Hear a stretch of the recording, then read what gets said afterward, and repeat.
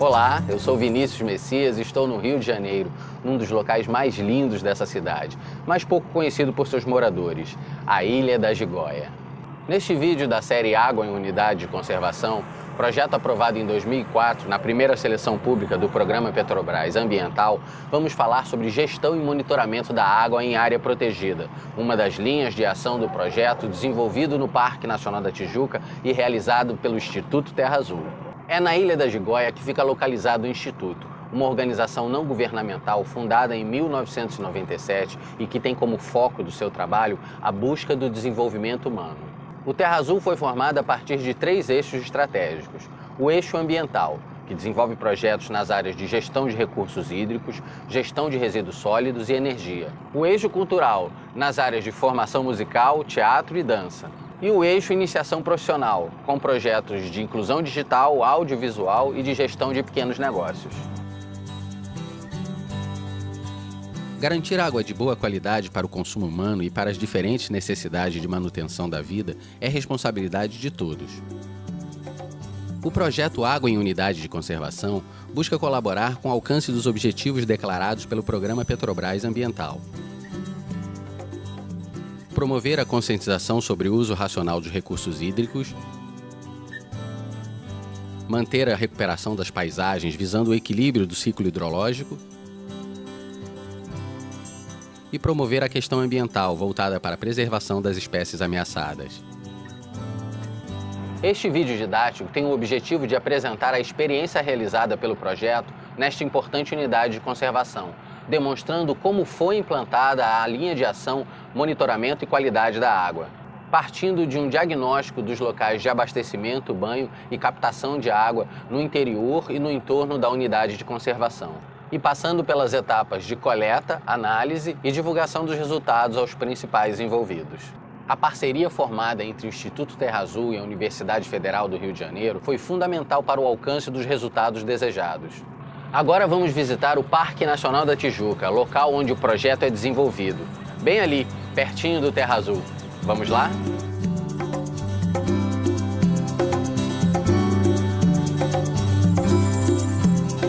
O Parque Nacional da Tijuca foi criado em 1961 e atualmente possui uma extensão de 3.972 hectares, dividida em 4 setores. A partir dele, nascem 3 subbacias hidrográficas que drenam suas águas para a Baía de Guanabara, para a Baixada de Jacarepaguá e para a zona sul da cidade do Rio de Janeiro. Desenvolver o projeto nesta unidade de conservação é fundamental. No século XIX, grande parte de toda essa região do maciço da Tijuca foi desmatada para o plantio de café. E um dos rios mais importantes que abastecia a cidade, o Rio Carioca, começou a secar. Ao longo de 13 anos, é que esta floresta foi recuperada e seus mananciais de água voltaram a ter recarga hídrica. A água é fundamental para a vida e com as nascentes protegidas pela floresta, esse bem natural se mantém, constituindo-se num serviço ambiental prestado pelo parque à sociedade.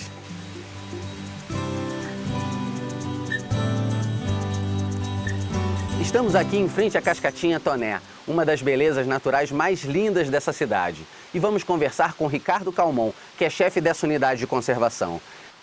Ricardo, explica pra gente como é que funciona a gestão dos recursos hídricos. Bem, como se sabe, a água é um recurso escasso, fundamental para a vida, definido pela Constituição como um bem de domínio público, ou seja, ele não pertence a um ou ao outro, ele pertence a todos por meio do Estado.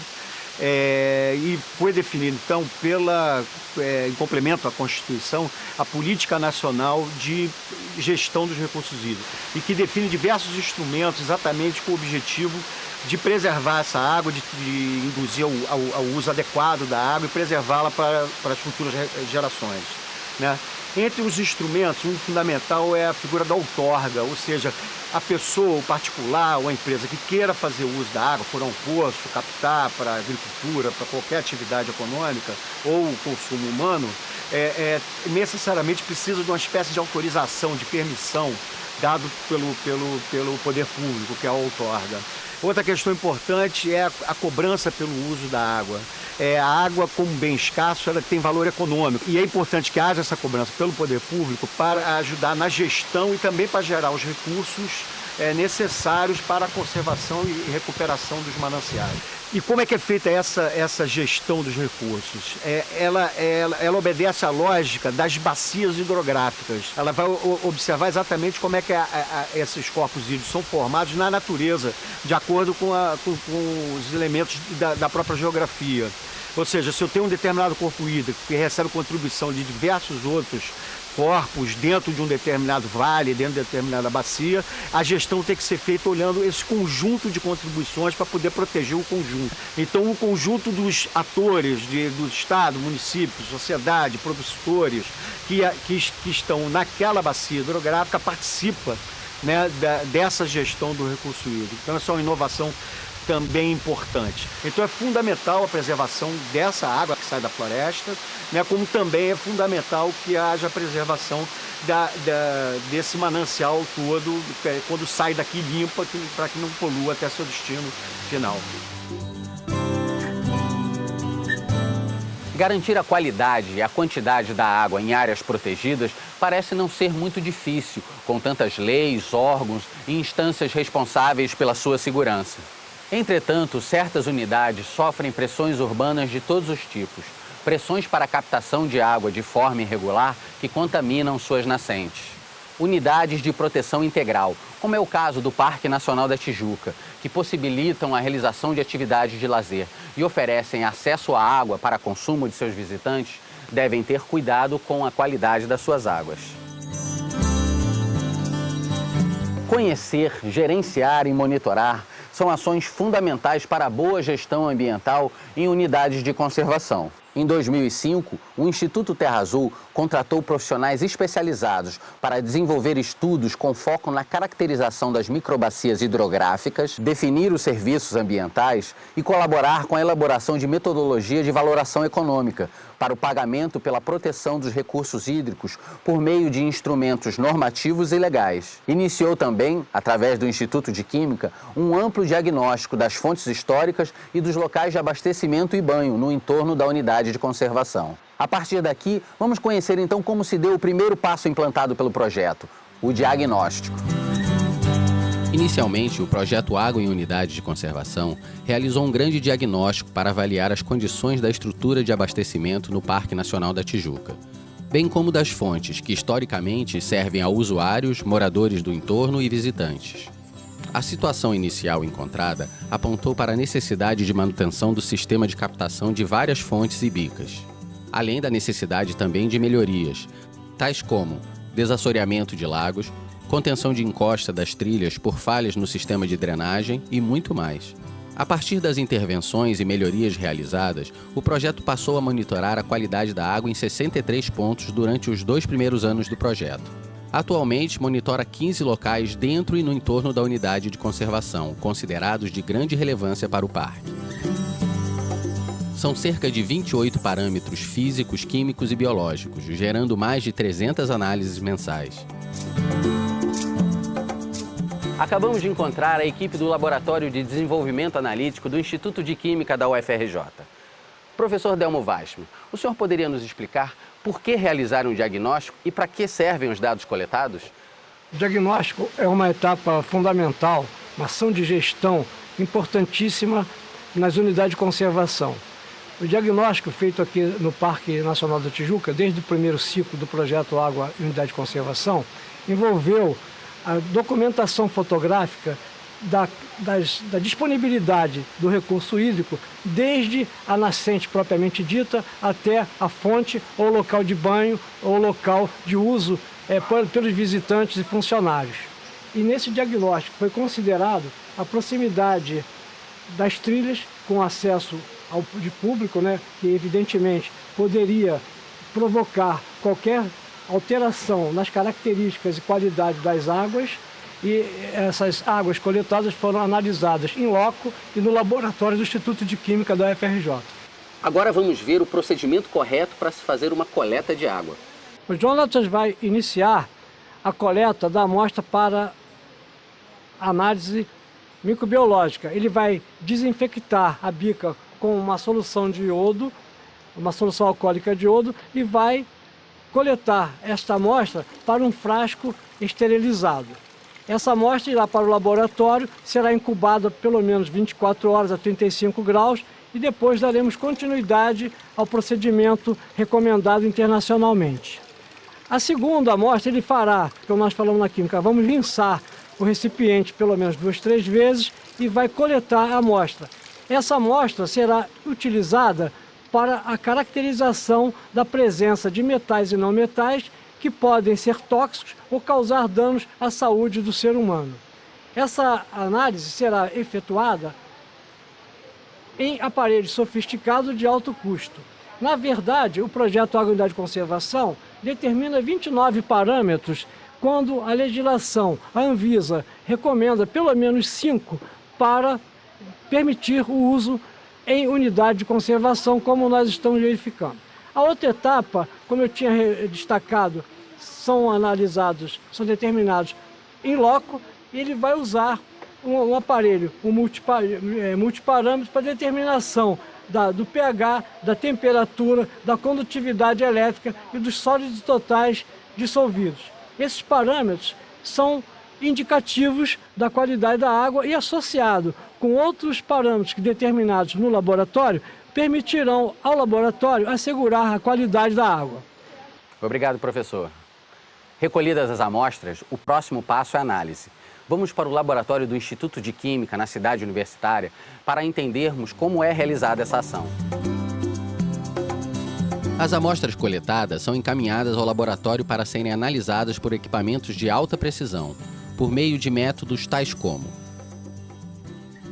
titulação, espectrofotometria, cromatografia, cromatografia de íons, espectrometria de emissão por plasma e por chama, entre outros. Após a análise dos parâmetros físicos, químicos e biológicos, os resultados são avaliados e transformados em boletins para relatório técnico e para a comunidade beneficiada. Com os dados sistematizados e os resultados apresentados nos boletins, as intervenções necessárias para a melhoria da qualidade da água poderão ser realizadas. Vamos voltar ao Parque Nacional da Tijuca e conhecer algumas ações em andamento. A disponibilidade de água existente no parque nunca apontou para a necessidade das mesmas serem represadas e, consequentemente, terem oportunidade de serem tratadas. Apesar da excelente qualidade das águas, em algumas fontes, um dos parâmetros monitorados não obedece à legislação, a ausência de coliformes fecais. Professor, por que algumas destas águas apresentam coliformes se não existe ocupação humana acima de suas áreas de captação? O parque apresenta 2 tipos de água: a água superficial e a água subterrânea. A água subterrânea, ela aflora a superfície pelas chamadas surgências. E essas águas que fluem das rochas, elas não são suscetíveis de serem contaminadas por animais ou pelo próprio ser humano. Já as águas superficiais, devido à rica fauna existente no Parque Nacional da Tijuca, elas, em função dessa grande variedade de animais, elas naturalmente contaminam as águas. Já que as águas superficiais apresentam coliformes, qual então foi a solução encontrada pelo projeto? O projeto Água e Unidade de Conservação, em relação à qualidade de águas, se preocupou com o diagnóstico. Como nós já falamos, foram feitas avaliações documentadas da situação de 63 fontes bicolocais de banho, inclusive muitas das constatações feitas no diagnóstico foram executadas efetivamente, modificando o aspecto e as deficiências que foram comprovadas, e a solução encontrada de represamento da água, que antes fluía continuamente pelas fontes, foi uma atividade muito interessante e inédita em unidade de conservação. Nós utilizamos caixas reservatórios, onde nesse dispositivo nós colocamos uma substância desinfectante à base de cloro de hipoclorito, e a água vai fluir, vai tomar contato e vai ficar no corpo do reservatório.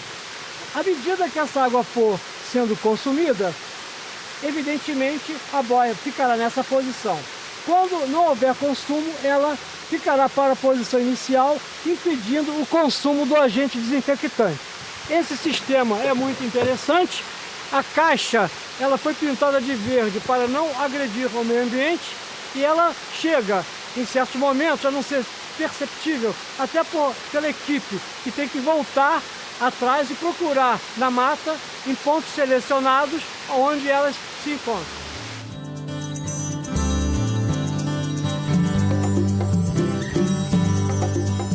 É isso aí, gente. O monitoramento sistemático é muito importante para detectar intervenções positivas e negativas na bacia hidrográfica e para garantir que a qualidade da água seja mantida. Eu vou conversar com o Marcos Santana Lacerda. Ele é arquiteto, urbanista e o coordenador geral do projeto Água em Unidade de Conservação. Marcos, são muitas as ações desenvolvidas pelo projeto de uma forma integrada com outras linhas de ação. Fala pra gente mais um pouco sobre essas realizações. Então, preservar as águas que nascem no interior da unidade de conservação é um grande desafio que o projeto Água em Unidade de Conservação apostou.